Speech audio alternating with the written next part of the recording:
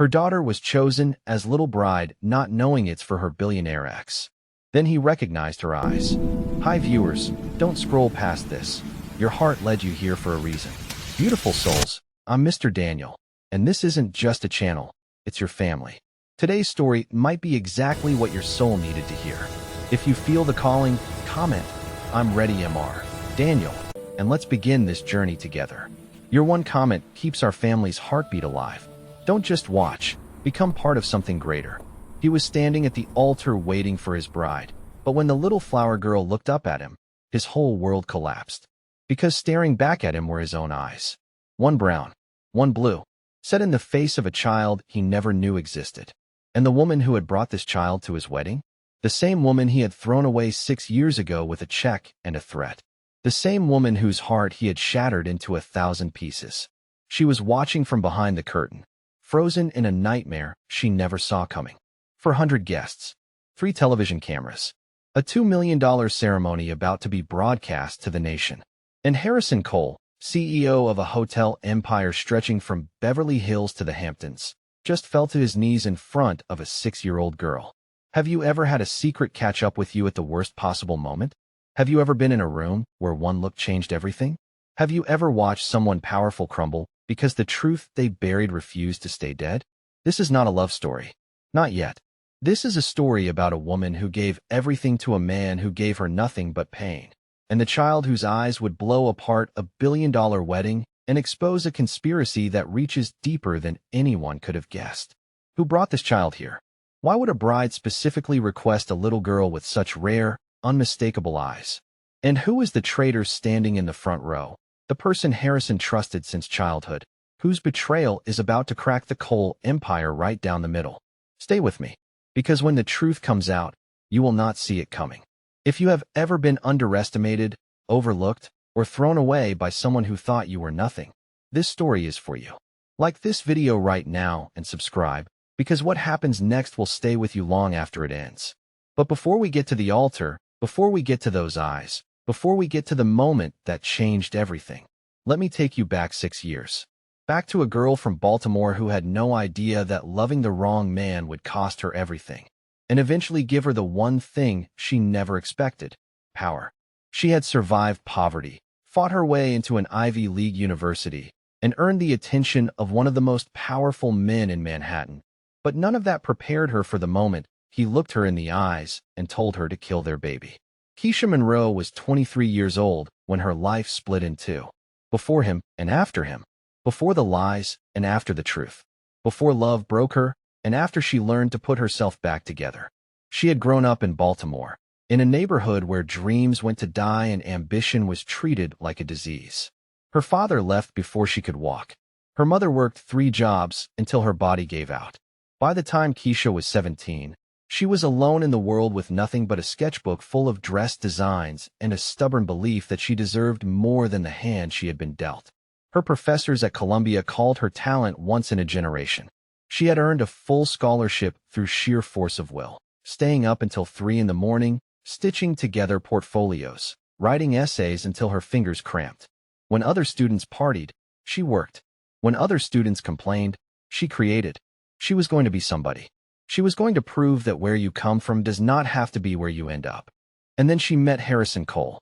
Columbia's library smelled like old paper and ambition, the kind of quiet that felt earned. Keisha sat in her usual corner, sketching a gown that existed only in her mind, when a shadow fell across her notebook. She looked up and forgot how to breathe. He stood there like he owned the building. Later, she would learn he had donated the wing.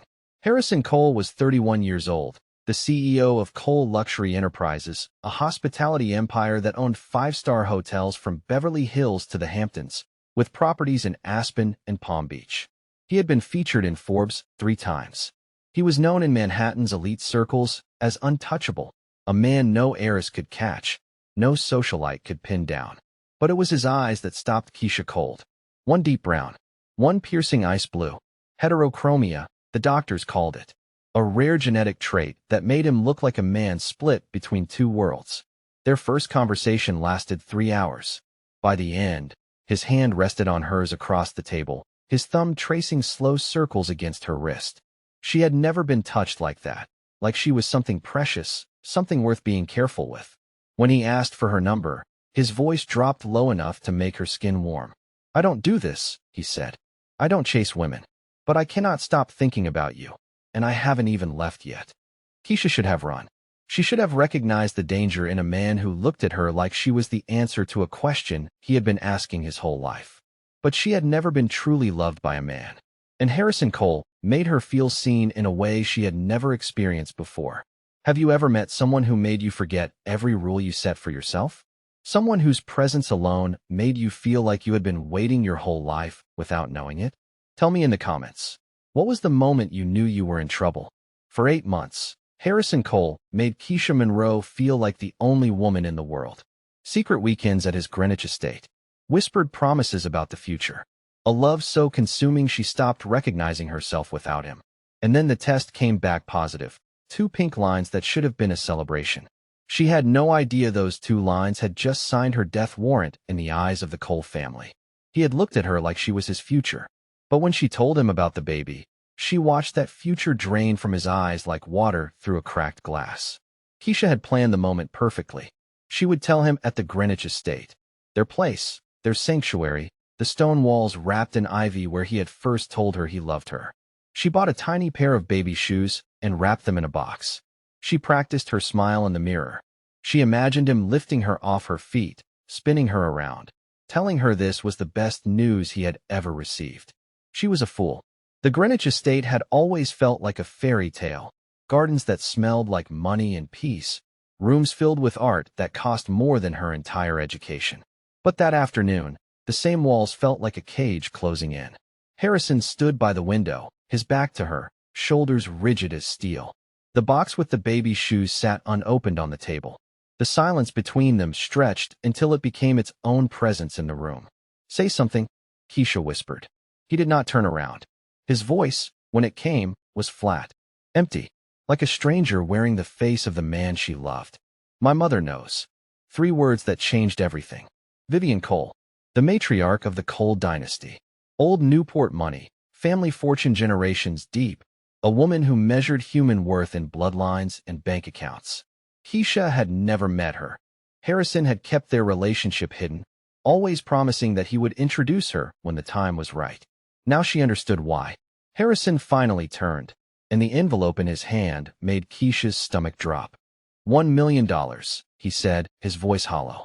"That's more than your mother made in her entire life." Keisha stared at the envelope like it was a snake coiled to strike. "What is that?" "Your way out. Sign the NDA, take the money, and this never happened. No one ever knows. Harrison, this is your child. Our child." Her voice cracked, but she refused to cry. She would not give him the satisfaction of seeing her break. He finally looked at her, really looked, and the man staring back wore Harrison's face, but none of his warmth. His mismatched eyes, once so mesmerizing, now looked like chips of colored ice. "I never loved you," he said, each word a blade designed to cut deep. "You were a distraction, a phase. Get rid of it, or I will make sure you never work in fashion, never graduate, never become anything but a cautionary tale whispered about at cocktail parties." She remembered the night she had given him everything, how gentle he had been, how he had whispered her name like a prayer, how he had held her afterward like she might disappear. "I've never felt this way about anyone," he had said into her hair. Now, watching his cold profile against the window, she wondered if that man had ever existed at all, or if she had invented him to survive loving a stranger. "Sign the paper, Keisha. Take the money. Walk away." What would you do if the person you trusted most looked you in the eyes and erased everything you thought you meant to them? Would you fight? Would you run?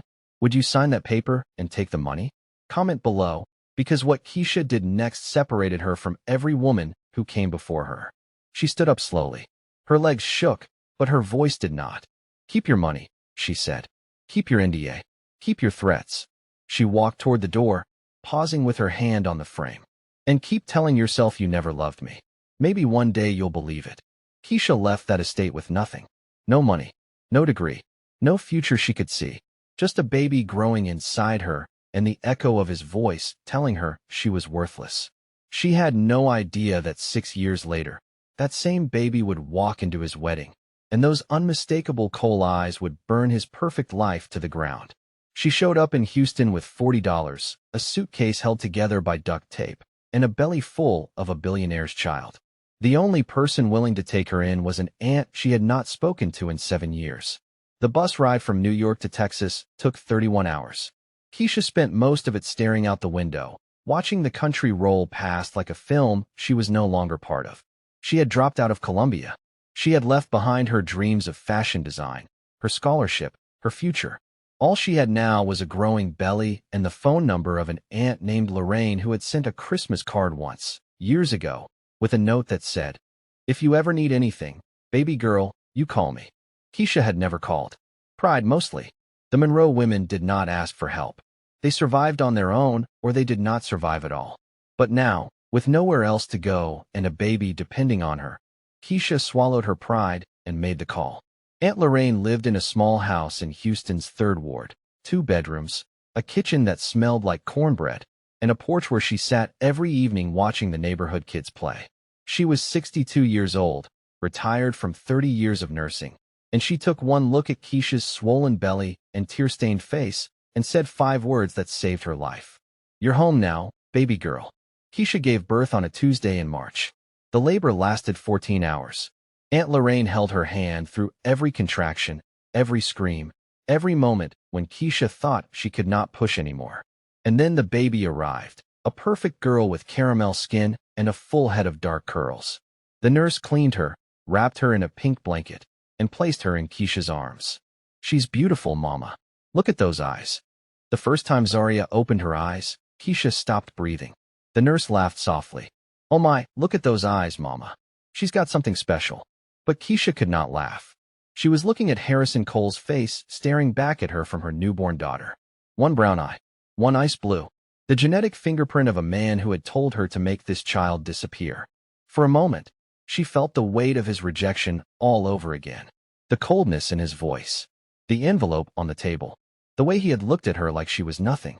Then Zaria yawned, her tiny hand curling around Keisha's finger, and something shifted in Keisha's chest. Not pain, not fear, something fiercer. "You're mine," Keisha whispered, pulling her daughter close. "Only mine, and nobody will ever make you feel like you don't belong." The years that followed were hard. Keisha worked odd jobs, waitressing, retail, cleaning houses for wealthy families who never looked her in the eye. She took night classes when she could afford them. She saved every penny, skipping meals so Zaria could have new shoes for school. But she never stopped creating. Some nights, after Zaria fell asleep, Keisha lay in the dark and remembered what it felt like to be touched by someone who wanted her. Not Harrison. She had burned that memory to ash. But the idea of it. The warmth of skin against skin. The way a voice could drop low and make her feel like the only woman in the world. She had locked that part of herself away, buried it beneath diapers and sewing machines and survival. But sometimes, in the silence, it knocked on the door she refused to open. Instead of answering, she sewed. She created. She designed. Little dresses for Zaria at first, flower girl gowns made from fabric scraps, tiny bridesmaid outfits that made her daughter look like a princess. She posted pictures on social media, just for fun. Friends started asking where she bought them. Then friends of friends. Then strangers. Within 3 years, Keisha had saved enough to open a small boutique in the Houston Galleria area. Custom flower girl dresses. Junior bridesmaid gowns. One-of-a-kind creations that made little girls feel like royalty. And Zaria, with her perfect braids, her radiant smile, and those impossible mismatched eyes, became the face of her mother's brand. Have you ever rebuilt yourself from nothing? Have you ever looked at your child and realized that the worst thing that ever happened to you gave you the best thing you will ever have? If you are a survivor, drop a flexed biceps in the comments, because Keisha's story is just getting started. 6 years passed. Keisha Monroe became a name whispered in Houston's wedding circles, the designer who could make any little girl look like a princess. Her Instagram grew. Her boutique thrived. And little Zaria, with her perfect braids and impossible eyes, became the most requested child model in the region. Keisha had finally escaped the shadow of Harrison Cole, or so she thought, because on a random Wednesday afternoon, an email arrived that would drag her right back into his world. And she had no idea the woman who sent it had been hunting her for years. The email promised $50,000, national exposure, and a chance to change her daughter's life forever. It did not mention that accepting would drag her straight into the arms of the man who had tried to erase them both. Wednesday afternoon. The Houston heat pressed against the boutique windows like an unwelcome guest. Keisha sat in the back office, her sewing machine humming softly, a half-finished dress draped across her lap. Between fittings, she checked her emails, mostly inquiries from local brides, a few wholesale requests, the usual. Then her laptop chimed with a notification that would reroute her entire life. She almost deleted it. The subject line looked like spam, exclusive opportunity, wedding of the decade. But something made her click, something she would later call intuition, or fate settling a debt she never knew was owed. The email came from Preston and Ashford Wedding Coordination, based in Dallas, Texas. The message was professional, flattering, and dripping with opportunity. They were planning what they called the wedding of the decade, a ceremony so extravagant it would be featured in Vogue, broadcast on national television, and held at a 30,000-square-foot estate in Westlake, Texas. The kind of zip code where tech billionaires and oil tycoons built mansions that looked like modern palaces. The wedding planner had discovered Keisha's boutique through Instagram. They wanted to commission custom dresses for the entire bridal party, flower girls, junior bridesmaids, the works. But there was a special request that made Keisha's heart swell with pride. The bride, a mysterious woman who communicated only through her assistant, had seen photos of little Zaria modeling her mother's designs. She had specifically requested that Zaria serve as the little bride, a ceremonial role where a young girl walks before the real bride as a symbol of innocence and future blessings. The compensation made Keisha read the number 3 times to make sure she was not dreaming. $50,000 for the appearance, full travel expenses, a 5-star hotel suite, and national media exposure that could transform her small Houston boutique into a household name. For 3 days, Keisha prayed about it. She talked to Aunt Lorraine on the porch, watching the fireflies blink in the evening heat. $50,000 is a lot of money, Lorraine said, rocking slowly in her chair. But that's not what's got you twisted up, is it? Keisha shook her head. Something feels too good about it. Like there's a catch I can't see. Lorraine was quiet for a long moment. Then she reached over and squeezed Keisha's hand. Baby girl, God doesn't open doors for you to stand in the hallway. You've worked too hard to let fear make your decisions. If this is your moment, you take it. And if something goes wrong, you handle it the way you've handled everything else, with your head up and your back straight. Have you ever said yes to something that felt too good to be true? Have you ever walked through a door without knowing what waited on the other side? If you have ever taken a leap of faith, comment below, because Keisha is about to learn that some doors lead straight into the fire. That night, after confirming her acceptance, Keisha stood in front of her bathroom mirror longer than usual. She traced the curve of her collarbone, the fullness of her lips, the body that had changed with motherhood but still remembered what it felt like to be wanted. She had not been touched in 6 years. Not because no one had tried, but because she had refused to let anyone close enough to leave marks she could not wash off. Maybe one day, she whispered to her reflection. But not yet. 3 weeks later, Keisha and Zaria boarded a flight from Houston to Dallas. First-class tickets, paid in full. A driver waiting at the airport with her name on a sign. A 5-star hotel suite with rose petals on the bed and a welcome basket worth more than her first month's rent in Houston. Everything felt like a dream. She had no idea the woman funding this dream had spent 2 years hunting her down, and the trap was already set. The Westlake estate looked like something out of a magazine. 30,000 square feet of white stone and glass, gardens that stretched toward the horizon, fountains that cost more than most people's homes. Keisha stood at the entrance and felt, for just a moment, like she had finally arrived. She could not have been more wrong. The driveway alone took 3 minutes to drive. Keisha counted the seconds, watching through tinted windows as manicured hedges gave way to rose gardens, then to a lake so still it looked like polished glass. The mansion rose from the landscape like a monument to excess. White stone columns, floor-to-ceiling windows reflecting the Texas sun, a fountain in the circular drive featuring bronze horses frozen mid-gallop. Zaria pressed her face to the window and gasped. "Mommy, is this a castle?" Keisha squeezed her daughter's hand. "No, baby. It's just a big house." But even she did not believe that. The wedding coordinator met them at the entrance. A polished woman named Genevieve with a clipboard, a headset, and the kind of smile that never quite reached her eyes. She led them through marble hallways, past rooms filled with flowers being arranged by teams of assistants, past caterers wheeling silver carts, past enough activity to make Keisha's head spin. "The bride is so thrilled you could make it," Genevieve said over her shoulder. "Your designs are absolutely stunning. Everyone has been talking about them." "Thank you. When will I get to meet her?" "The bride." Something flickered across Genevieve's face, there and gone before Keisha could name it. "Ms. Ashford prefers to make her grand entrance at the ceremony. She's very particular about first impressions, but she sends her warmest regards." The fitting session went smoothly. The bridesmaids cooed over Keisha's designs, praising the stitching, the fabric choices, the way each dress seemed tailored perfectly even before final adjustments. Keisha allowed herself a moment of pride. She had earned this. Every late night, every sacrifice, every moment of doubt, it had led here. Zaria rehearsed her walk down the aisle, charming everyone she met. She practiced scattering rose petals from a white basket, her braids bouncing with each step, her mismatched eyes sparkling with excitement. But as the afternoon wore on, Keisha noticed something she could not explain. The whispers. Staff members glancing at Zaria, then looking away quickly. Hushed conversations that stopped when Keisha walked past. A tension in the air that had nothing to do with wedding day nerves. And then there was the old woman. Keisha caught a glimpse of her near the garden. Silver hair swept into an elegant chignon, pearls at her throat, posture so rigid it looked painful. She was watching Zaria with an intensity that made Keisha's skin prickle. Not admiration, not curiosity, something deeper, something that looked almost like recognition.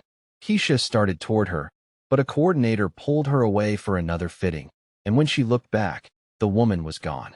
That evening, after the rehearsal, Keisha found herself alone in the estate's library, a room lined with leather-bound books and the scent of aged whiskey. She ran her fingers along the spines, feeling the texture of wealth she had once almost married into. A memory surfaced unbidden. Harrison's hands on her waist, pulling her close in his Greenwich study, whispering that he wanted to give her everything. She shook the image away, but her body remembered, even when her mind refused. The warmth spreading through her chest, the ache she had buried for 6 years, stirring awake in a house that smelled like power and secrets. Have you ever walked into a room and felt like everyone knew something you did not? Like you were the only one missing a page from the script? Drop AIs in the comments if you have ever sensed danger before you could name it. Because Keisha's instincts are screaming, and she is about to find out why. The night before the wedding, Keisha tucked Zaria into the king-sized hotel bed and kissed her forehead. "Tomorrow, you're going to be the most beautiful little bride anyone has ever seen," she whispered. Zaria smiled sleepily, her mismatched eyes fluttering closed. "Mommy, why did that old lady keep staring at me today?" Keisha's blood ran cold. "What old lady, baby?" But Zaria was already asleep, and Keisha lay awake until dawn, trying to convince herself that she was imagining things. She was not. 400 guests, 3 television cameras, $2 million in flowers and crystal and designer everything, and a 6-year-old girl with her father's eyes, walking straight toward the man who never knew she existed. The morning of the wedding arrived wrapped in Texas sunshine and the kind of silence that comes before something breaks. Keisha woke before dawn, her stomach tight with nerves she could not explain. She told herself it was excitement. She told herself this was the biggest day of her career. She told herself everything was fine. She was lying. Zaria sat on the edge of the hotel bed, patient as always, while Keisha braided her hair with trembling fingers. Tiny pearls woven through each plait. No makeup, her daughter's natural beauty needed nothing artificial. The custom gown Keisha had sewn with her own hands fit perfectly, white silk floating around Zaria's ankles like a cloud made solid. "You look like an angel," Keisha whispered, stepping back to admire her work. Zaria grinned, showing the gap where her front tooth used to be. "I feel like a princess, Mommy." By noon, they had arrived at the Westlake estate. The ceremony garden had been transformed into something from a dream. White roses covering every surface, crystal chandeliers hanging from oak trees, 400 chairs arranged in perfect rows facing an altar draped in silk. 400 of America's wealthiest and most powerful families, dressed in designer labels and dripping with diamonds, waited for the show to begin. Keisha was positioned behind the scenes with the other vendors, watching through a gap in the silk curtains that separated the staging area from the ceremony. She could see the altar clearly. She could see the groomsmen taking their positions. She could see the groom. And that was when her world stopped spinning.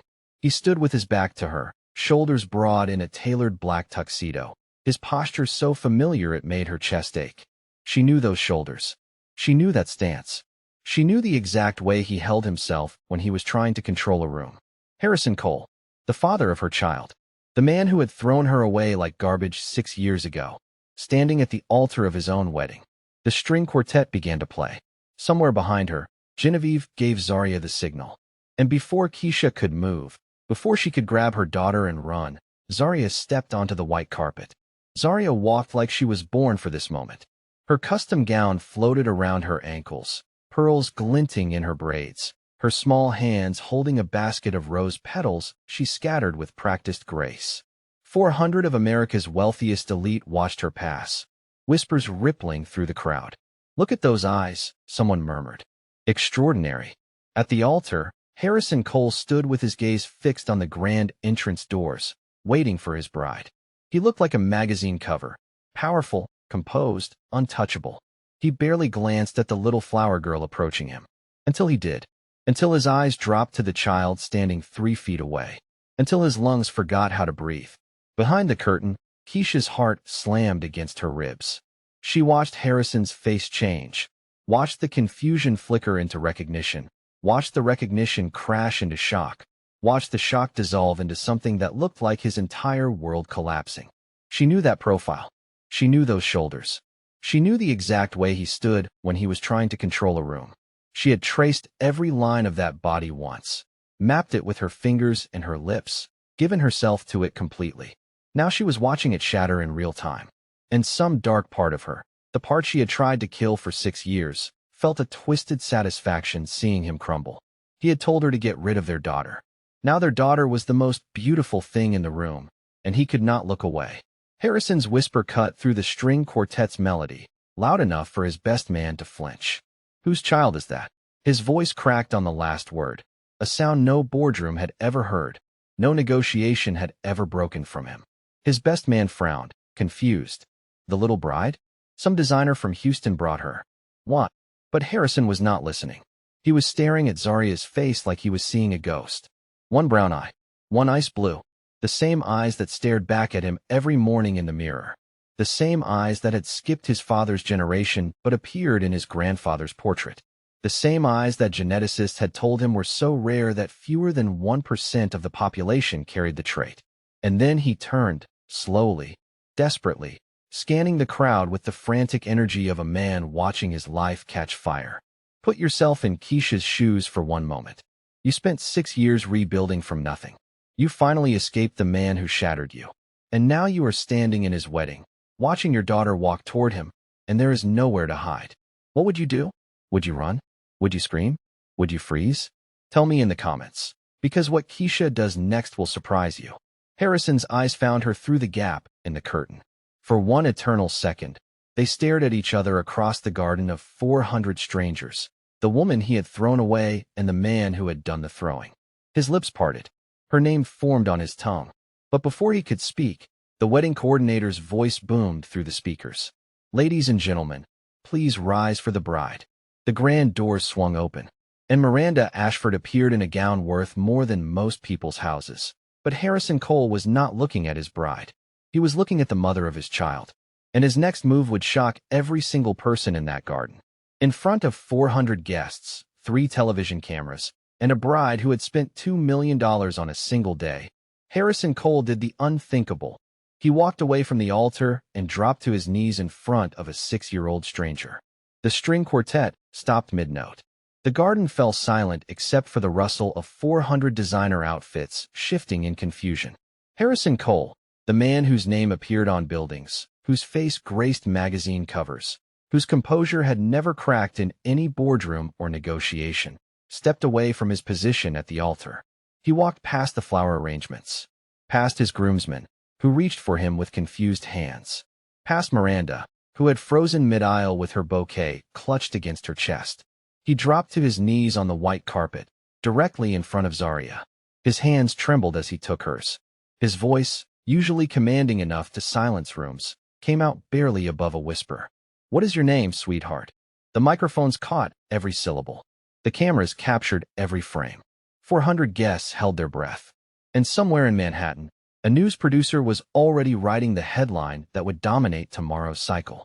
Zarya looked up at the strange man kneeling before her, confused but unafraid. Children have instincts that adults forget how to trust. She studied his face, tilting her head the same way her mother did when she was thinking hard. "I'm Zarya," she said. "My mommy is over there." She pointed toward the curtain where Keisha stood frozen. 400 heads swiveled in unison. The television cameras pivoted to capture the woman emerging from the shadows, a woman none of them had ever seen, a woman who clearly did not belong among the diamonds and designer labels, a woman whose face was streaked with tears she had not realized she was crying. Keisha watched the most powerful man she had ever known kneel before their daughter, and something cracked open inside her chest. She had spent 6 years building walls against this man, convincing herself that he was a monster incapable of feeling. But the way his voice broke on Zarya's name, the way his hands shook holding her tiny fingers, this was not the cold executive who had thrown money at her and told her to disappear. This was a man meeting his child for the first time. And despite everything, despite every scar he had left on her heart, she felt something dangerous stir beneath her anger. Something that remembered what it felt like to be held by him. Something that whispered, he never knew. He never knew what he threw away. Would you have stayed hidden? Would you have run? Or would you have stepped out from behind that curtain and faced the man who shattered you in front of the whole world? Tell me in the comments what you would have done, because Keisha is about to make a choice that changes everything. Harrison rose slowly to his feet, his eyes burning across the garden toward the woman behind the curtain. Keisha. He said her name like a man finding water after years in the desert. He took one step toward her, then another. But before he could reach her, before the crowd could process what was happening, a voice cut through the chaos like a blade made of ice. "Well," Miranda said from the middle of the aisle, her designer gown pooling around her like spilled cream. "I suppose the secret is out." And then she started laughing. The bride was laughing. Not crying, not screaming, not collapsing in humiliation. She was laughing, a cold, brittle sound that silenced the gasps and froze the chaos. Because Miranda Ashford had never been a victim. She had been the architect all along. She moved through the frozen garden like a queen surveying wreckage she had personally commissioned. Her laughter faded into a smile so cold it could have frosted the Texas heat. "Did you really think this was about love, Harrison?" She stopped 3 feet away from him, close enough for the cameras to capture every word. "I have waited 8 years for this moment. 8 years since you looked at me like I was nothing. 8 years of watching you chase nobodies while I built myself into everything you should have wanted." The crowd murmured in confusion. Harrison stared at Miranda like he was seeing her for the first time. "What are you talking about?" Miranda tilted her head, examining Zarya with clinical detachment. "And then I found her. Your dirty little secret, hiding in Houston with your genetic signature stamped on her face. Do you know how easy it was to bring her here? $50,000 and an email. That is what your precious legacy is worth." The truth crashed over Harrison like a wave. Miranda had known. She had always known. This wedding, this ceremony, this spectacle, none of it was about marrying him. It was about destroying him. "I would have given you everything," Miranda continued, her voice dropping to something almost intimate. "My body, my fortune, my family's connections. I would have worshipped you in ways that poor girl from Baltimore could never understand." She stepped closer, her fingers brushing Harrison's lapel, and he recoiled like her touch burned. "But you wanted her. The scholarship student with nothing but a sewing needle and desperate eyes. You chose dirt over diamonds. So I decided to bury you both in it." Keisha's voice cut through Miranda's monologue, stronger than she expected, steadier than she felt. "You brought my daughter into this." She stepped fully from behind the curtain, chin raised, 6 years of survival hardening her spine. "You used a child to play your sick game." Miranda turned, appraising Keisha like a specimen under glass. "I gave you $50,000 and a first-class trip. You should be thanking me." Keisha took another step forward. "You should be running." The crowd murmured. The cameras zoomed in. And somewhere in the front row, Someone who should have warned Harrison about all of this sat frozen in their seat, knowing their betrayal was about to be exposed. Raise your hand if you saw Miranda coming. Be honest. Did you think the bride was the villain, or did she fool you too? And more importantly, who do you think is sitting in that front row, the person Harrison trusted since childhood, the traitor who helped Miranda execute this entire scheme? Drop your guess in the comments. I promise you, the answer is worse than you think. Harrison turned slowly toward the front row, his mind racing through every piece of the puzzle Miranda had just laid out. She had known about Keisha 6 years ago. She had tipped off his mother. She had orchestrated his breakup before engineering his engagement. But Miranda was not smart enough to do this alone. Someone had given her access to his private life. Someone had fed her information about his relationship with Keisha when it was still a secret. Someone who had been at every family dinner, every business meeting, every private moment. His eyes landed on a face he had known since childhood. A face that refused to meet his gaze. And the betrayal hit him harder than anything Miranda could have planned. His name was Garrison Cole, Harrison's older brother. The firstborn son who had been passed over for CEO. The man who had smiled at every family portrait while plotting to burn the empire down. And he was already walking toward the exit. Garrison. Harrison's voice carried across the silent crowd like a gunshot. 400 guests held their breath. The television cameras swiveled between the brothers. Sit down. Garrison Cole had always been the portrait of composed elegance, silver-templed, tailored, the older brother who handled things quietly behind the scenes. But now, caught mid-step toward the garden exit, he looked like a man watching his escape route collapse. He straightened his jacket and turned to face the destruction he had helped create. You always were father's favorite, Garrison said, his voice dripping with decades of resentment. Even when you didn't deserve it. Even when I did everything right and you did everything wrong. He still chose you. He gestured toward Keisha, toward Zarya. I just made sure the world would finally see what kind of man inherits the Cole throne. The confession hung in the air like smoke after an explosion. Harrison stared at his brother. This man he had trusted. This man he had defended in board meetings. This man whose bitterness had apparently been festering since the day their father announced his successor. You gave Miranda access to my life. You told her about Keisha. Garrison shrugged, the gesture somehow more devastating than any words. Miranda approached me 2 years ago. She had been searching for your little secret ever since you rejected her. I simply pointed her in the right direction, gave her a few details she could not have found on her own. In exchange, she agreed to help me trigger a board crisis that would finally put me where I belong. Vivian Cole rose from her seat, her Newport pearls trembling against her collarbone. Harrison, we should leave. The lawyers will handle. Sit down, mother. Harrison did not look at her. His eyes never left Keisha and Zarya. You told me she was a gold digger. You told me the baby was probably not even mine. You told me I was protecting the family. He finally turned, and his mother shrank under his gaze. You protected nothing. You destroyed the only real thing I ever had. Keisha held Zarya tight against her chest, her daughter's tears soaking through her blouse. But her eyes stayed locked on Harrison as he moved toward them, his expression cracked open in a way she had never seen. He stopped 2 feet away, close enough to touch, close enough to smell the cologne that had once clung to her own skin. Keisha. His voice was hoarse, stripped of every wall he had ever built. I did not know. I swear to you, I did not know she was yours. Keisha finished, her voice ice and fire at once. You told me to get rid of her. You did not care enough to know anything. The words landed like blows. Harrison flinched with each one, and yet he did not step back. He stood there, absorbing every strike, his eyes saying what his mouth could not. I was wrong. I was so wrong. And I will spend the rest of my life trying to fix it. Family is supposed to protect you. Blood is supposed to be thicker than water. But what happens when your own brother sells you out for a corner office? What happens when your mother's prejudice costs you your child? Subscribe right now if you want to see what Harrison does next, because his entire life is about to change, and he has no one to blame but the people who raised him. The garden was chaos, guests fleeing toward exits, security trying to control the cameras, Garrison being escorted out by men in suits who answered only to Harrison. But in the middle of it all, a small voice cut through the noise. Mommy. Zarya looked up at Keisha, her mismatched eyes shimmering with tears. Is that man my daddy? Keisha's heart stopped. She looked at Harrison. He looked back at her, waiting, and she realized that the answer to that question would determine everything that came next. By midnight, the video had 4 million views. By morning, it had 40 million.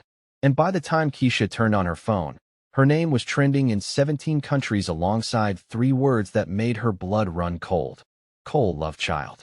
The hotel suite that had felt like a fairy tale 2 days ago now felt like a cage.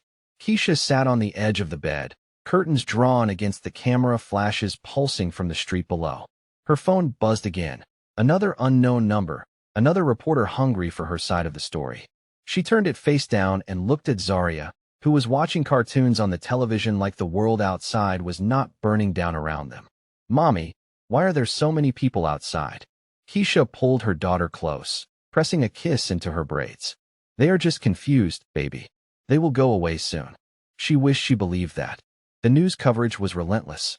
Every channel, every website, every social media platform dissected the wedding of the decade and the woman who had somehow crashed it without knowing she was the target. Billionaire abandons bride at altar for secret daughter. Cole empire rocked by love child scandal. Who is Keisha Monroe? Everything we know about the mystery woman. Social media was divided down the middle. Half the comments called her a gold digger who had orchestrated the whole thing for money. The other half called her a survivor who had raised a child alone, while a billionaire pretended she did not exist. Neither side knew the truth. Neither side cared to ask. Harrison's press team released a statement that said nothing. Mr. Cole requests privacy during this difficult family matter. Garrison moved fast. Within hours of the ceremony's collapse, he had called an emergency board meeting at Cole Luxury Enterprises. His angle was simple. Harrison's scandal proved he was unfit to lead. The company needed stability. The company needed a CEO who did not abandon brides at altars and discover secret children on national television. Miranda gave interviews from her family's Dallas estate, playing the victim with practiced precision. I had no idea about his secret life, she told reporters, dabbing at dry eyes. I feel so betrayed. But I also feel sorry for that poor woman and her child, caught up in Harrison's web of lies. Keisha refused all media requests. Her only focus was protecting Zarya from the storm raging outside their door. That night, after Zarya finally fell asleep, Keisha stood under the shower and let the water burn. She could not stop replaying the moment Harrison's eyes found hers across that garden. The desperation in them. The recognition. The way he had said her name like it was the only word he remembered how to speak. She pressed her palms against the tile and tried to steady her breathing. 6 years. 6 years of convincing herself she felt nothing for him. And in 1 second, one look, one whisper of her name, all of it crumbled. She hated him for that. She hated herself more for still caring. The whole world is watching. Millions of people have opinions about a woman they have never met. Some are calling her a homewrecker. Others are calling her a hero. But nobody knows what it feels like to be inside that hotel room, holding your daughter, knowing that the man who broke you wants back in. What would you do? Would you let him explain? Or would you take your daughter and disappear forever? Tell me in the comments. On the 3rd day, a handwritten letter arrived at the hotel front desk. No return address, but Keisha recognized the handwriting immediately. She had saved every note Harrison had ever written her before she burned them all 6 years ago. The letter was 3 pages long. She read it 17 times before dawn. He did not make excuses. He did not blame his mother or his brother or anyone but himself. He wrote about the fabricated photos Vivian had shown him. Pictures of Keisha with men she had never met, bank statements that did not exist. He wrote about his cowardice, his weakness, his inability to fight for what he wanted when his family closed ranks against him. He wrote that he understood if she never wanted to see him again. He wrote that he would not blame her if she took Zarya and disappeared. He wrote that he would spend the rest of his life regretting the choice he made in that Greenwich study. But he also wrote that he wanted a chance. Not to fix what was broken, some things could not be fixed, but to build something new, to know his daughter, to prove that the man who had failed her 6 years ago was not the man he had to remain. When the sun rose over Dallas, Keisha picked up her phone and typed 4 words. 1 hour. Somewhere private. His response came in 8 seconds. I will send a car. She had spent 6 years imagining what she would say to him if she ever got the chance. But sitting across from Harrison Cole in a private room with no cameras, no crowds, and nowhere to hide, Every word she had rehearsed disappeared. The car Harrison sent was black and anonymous, windows tinted dark enough to hide her from the paparazzi still camped outside her hotel. The driver said nothing during the 40-minute ride out of Dallas, past the suburbs, past the strip malls and chain restaurants, until they reached a private estate surrounded by oak trees and silence. Neutral territory. That was what Harrison had promised. Somewhere neither of them had history. Somewhere they could speak without ghosts listening. The room was quiet in a way that felt expensive. No traffic sounds, no distant voices, just the soft ticking of a grandfather clock measuring the weight of 6 wasted years. Harrison sat in a leather chair across from her, his tie loosened, his eyes rimmed red like he had not slept since the wedding. Gone was the magazine cover CEO, the man who commanded boardrooms and billion-dollar deals. In his place sat someone smaller, someone broken. Keisha sat straight-backed on a cream-colored sofa, her hands folded in her lap, her expression giving nothing away. She had learned long ago that showing emotion was the same as showing weakness, and she would not be weak in front of this man. "Say what you need to say," she said, "and do not lie to me. I will know." Harrison leaned forward, elbows on his knees, and for the first time in his life, the CEO of a billion-dollar empire looked like a man with nothing left to lose. "My mother showed me photographs," he began, his voice rough. "Pictures of you with other men. Bank statements showing deposits from accounts I had never heard of. She told me you had been playing me from the beginning, that you got pregnant on purpose to trap me, that you had done this before with other wealthy men." Keisha's jaw tightened. "And you believed her?" "I believed her because it was easier than fighting." Harrison's hands clenched into fists on his knees. "Because I was a coward. Because I had spent my entire life letting my family make decisions for me, and standing up to them felt impossible. So you threw money at me and told me to kill our baby." The words hung in the air like smoke. Harrison flinched like she had struck him. "Yes," he whispered. "I did. And I have hated myself every single day since. I have not stopped thinking about you." Harrison's voice cracked on the confession. "Not one day. Not one night. I told myself I did the right thing, that you were better off without me, that the baby—" He stopped, unable to say the word. Keisha felt something shift in her chest. Not forgiveness, not yet, but something next to it. Recognition. He had been haunted too. "You do not get to say that," she whispered. "You do not get to claim suffering when you caused all of mine." He nodded, accepting the blow. "I know. I am not asking you to forgive me. I am asking you to let me try to deserve it." Their eyes met, and the air between them grew heavy with everything unspoken. The memories of tangled sheets and whispered promises, the ghost of who they had been before the world broke them apart. "I gave birth to her alone." Keisha's voice was steady, but her hands trembled. "Aunt Lorraine held my hand because you were not there. I named her Zaria because it means blooming flower, and I wanted her to know she was something beautiful, not something shameful." Harrison's jaw tightened. "She is beautiful. She is mine." Keisha cut him off. "I raised her. I protected her. I worked 3 jobs so she could have ballet lessons and birthday parties, and a mother who was present. You do not get to walk in now and claim her like a stock option." "I am not trying to claim her," Harrison said quietly. "I am asking if I can earn the right to know her." 6 years of silence. 6 years of pain. And now he is sitting in front of her, crying, begging for a chance he does not deserve. Should Keisha let him into Zaria's life? Does a man who abandoned his child get to come back when it is convenient? Or does every father deserve a chance to make things right? This is not a simple question. Drop your honest opinion in the comments. I want to know what you think. Keisha stood up, her legs unsteady beneath her. "I need to think." Harrison rose with her, and for a moment they stood closer than they had in 6 years, close enough for her to see the gray at his temples, the lines around his eyes, the years that had passed for both of them. "Take whatever time you need," he said. "I am not going anywhere." She walked toward the door, then stopped with her hand on the frame. "If I let you meet her, really meet her, and you hurt her, I will destroy you. Do you understand?" Harrison nodded. "I would expect nothing less." She left without looking back. But in the car driving her to the hotel, she finally let herself cry. Zaria had asked about her father exactly once before, and Keisha had changed the subject so fast the question never came up again.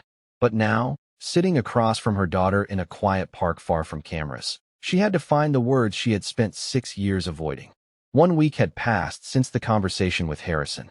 1 week of sleepless nights and endless questions and a decision that felt too big for any one person to make alone.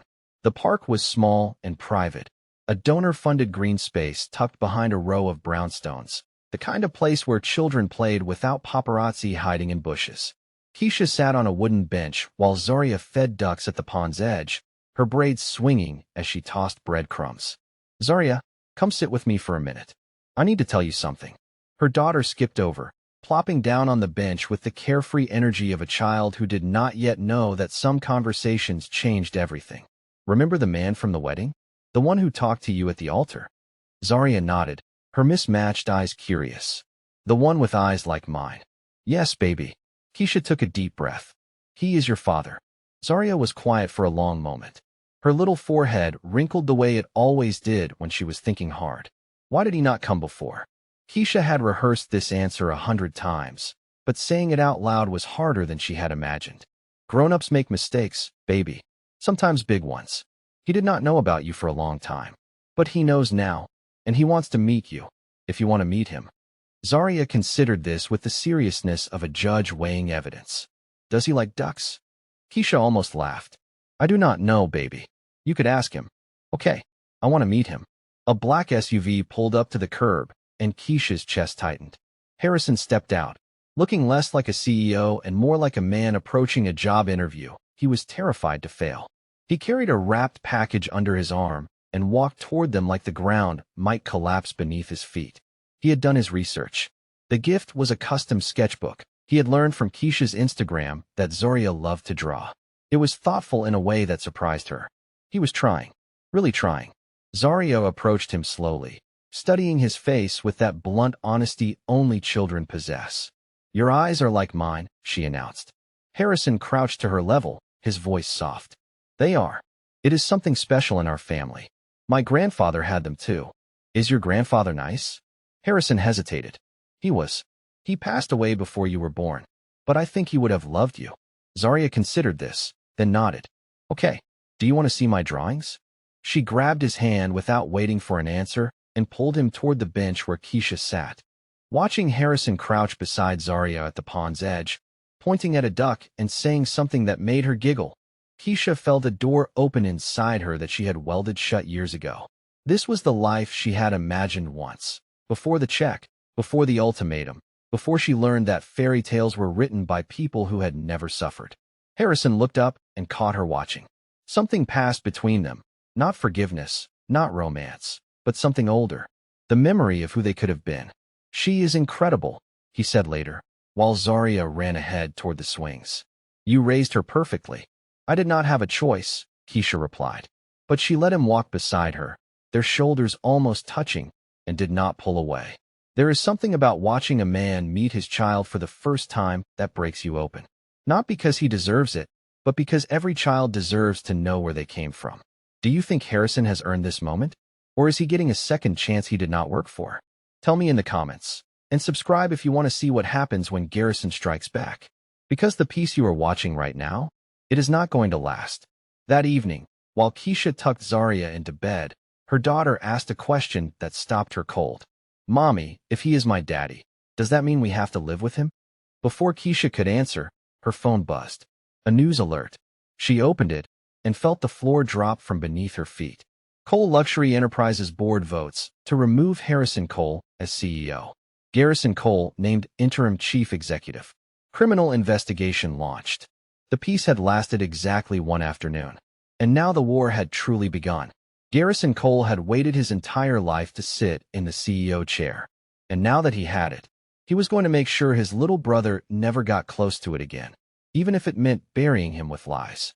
The press conference played on every screen in every airport, every hotel lobby, every phone in America. Garrison Cole stood behind a podium bearing the company logo, his expression carved from righteous stone.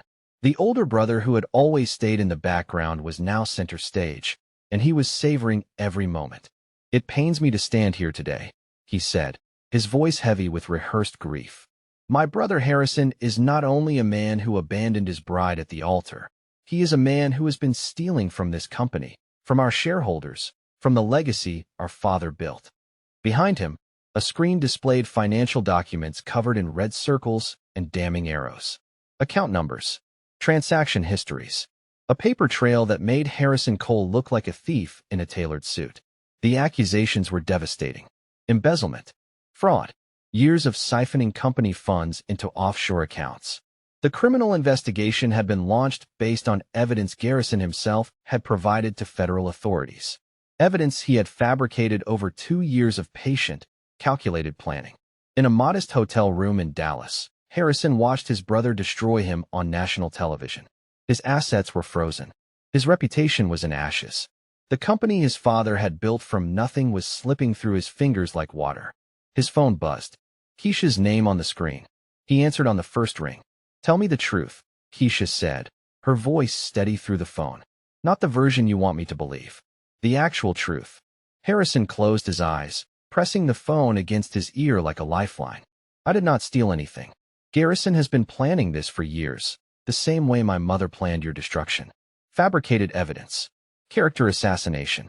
Making the lies so loud that no one can hear the truth." Silence stretched between them. Harrison braced himself for the click of disconnection, for the final abandonment he probably deserved. Then Keisha spoke, and her words reached through the phone and wrapped around something broken inside him. "I believe you." 3 words. The most intimate thing she had given him since the night she let him hold her 6 years ago. "Why?" he asked, his voice cracking. "Because I know what it feels like to be erased by people who are supposed to love you, and I will not let them do it to you the way they did it to me." Garrison thought he had won. He had the company, the press conference, the doctored evidence, and a brother with no money to fight back. But he forgot one thing. Harrison Cole is not alone anymore. And the woman he threw away 6 years ago? She knows exactly how the Cole family operates. Would you stand by someone the whole world was calling a criminal? Would you risk everything for a man who once broke your heart? Tell me in the comments. Because what Keisha does next will define everything. That night, Keisha made a call she never expected to make. Not to Harrison, not to her aunt. To someone whose number she had saved but never dialed. Someone who had sat silently in the front row of that wedding, watching her own son be destroyed by her other son. Vivian Cole answered on the 3rd ring, her voice brittle with exhaustion. "I know who you are," Vivian said. "I know what I did to you. Why are you calling me?" Keisha gripped the phone tighter. "Because your favorite son is about to be destroyed by your other son. And I think, for once in your life, you might want to do the right thing." The line went silent. And then Vivian Cole said 3 words that changed everything. "Tell me how." Vivian Cole had spent her entire life protecting the family name. But sitting across from the woman she had tried to erase 6 years ago, she realized the name meant nothing if her sons destroyed each other fighting over it. The private dining room of the Four Seasons felt like neutral territory, expensive enough for Vivian, anonymous enough for safety. Keisha arrived first, her spine straight, her expression unreadable.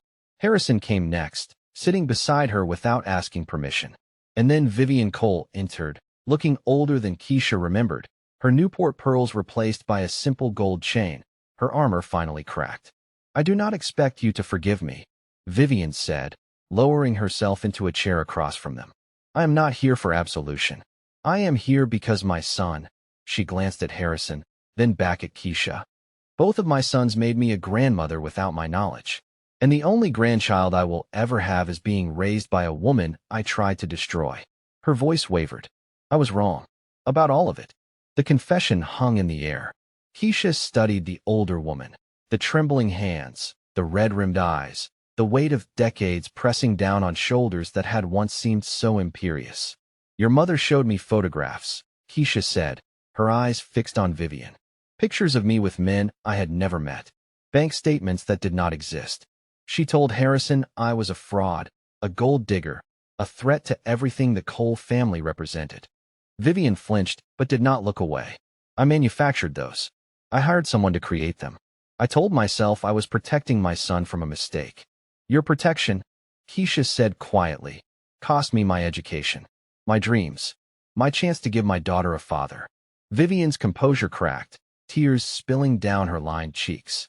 "I know, and I will spend whatever time I have left trying to make it right, starting with this." She slid a flash drive across the table. "I have always monitored my sons. Old habit. Garrison never knew I had access to his private files. She nodded toward the drive. Everything you need to destroy him is on there. Communications with Miranda spanning 2 years. The original financial documents before he doctored them. Proof that every accusation against Harrison is a fabrication. Under the table, Harrison's hand found Keisha's. She did not pull away. His fingers laced through hers, warm and steady, an anchor in a room full of ghosts. "We do this together," he murmured, low enough that only she could hear. "Whatever comes next. You and me." Keisha looked at him, really looked, and saw not the man who had broken her, but the man who was willing to break himself to make it right. "You and me," she repeated. It was not a promise of forever. It was not forgiveness wrapped in a vow, but it was a beginning. And after 6 years of endings, a beginning felt like oxygen. Vivian pushed the flash drive closer. "Use it. Save my son. And let me meet my granddaughter. Please." Redemption is complicated. Vivian Cole caused immeasurable pain. She nearly destroyed Keisha's life, and her actions led to Harrison losing 6 years with his daughter. But now she is offering to sacrifice her firstborn son to save the family she shattered. Does she deserve a second chance? Does anyone? Tell me in the comments. And subscribe now, because the final chapter of this story is about to change everything. The press conference was set for 9 in the morning. Harrison would present the evidence, clear his name, and expose Garrison's fraud to the world. But at 3 in the morning, Keisha's phone rang. An unknown number. She answered anyway. The voice on the other end made her blood freeze. "I know where you are staying," Garrison said, his voice silk and venom. "I know your daughter's name. I know which room she is sleeping in right now. If my brother goes through with that press conference tomorrow, I will make sure you both disappear the same way you should have disappeared 6 years ago." The line went dead, and Keisha realized this war was far from over. 6 years ago, she had walked away from Harrison Cole with nothing but a broken heart and a baby in her belly. Now, she was about to walk into a room full of cameras and show the world what happened when you underestimated a woman who had already survived the worst. Keisha did not tell Harrison about Garrison's threat. She did not panic. She did not run. She handled it herself. Her phone had automatically recorded the call, a feature she had enabled years ago after too many hostile voicemails from clients who changed their minds about paying. Within an hour, she had contacted the FBI field office in Dallas. Within 2 hours, she had provided them with the recording, the phone records, and a sworn statement. By 6 in the morning, 3 hours before Harrison's press conference was scheduled to begin, federal agents arrived at Garrison Cole's penthouse with a warrant for his arrest. They found him packing a bag, 2 fake passports on the bed beside him, and a one-way ticket to a country with no extradition treaty. He never made it to the airport. The press room blazed with camera flashes as Harrison Cole approached the podium. He looked different than he had at that wedding. Sharper, steadier, like a man who had walked through fire and come out forged instead of burned. But the real difference was not in his posture or his tailored suit. It was in the way his eyes found Keisha in the back of the room before he spoke a single word. She nodded once. He smiled, small, private theirs. And then he turned to face the world. 6 weeks ago, my brother accused me of crimes I did not commit.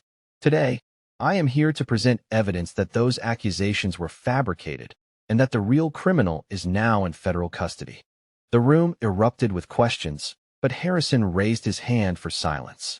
I also want to address something more important than stock prices or board votes.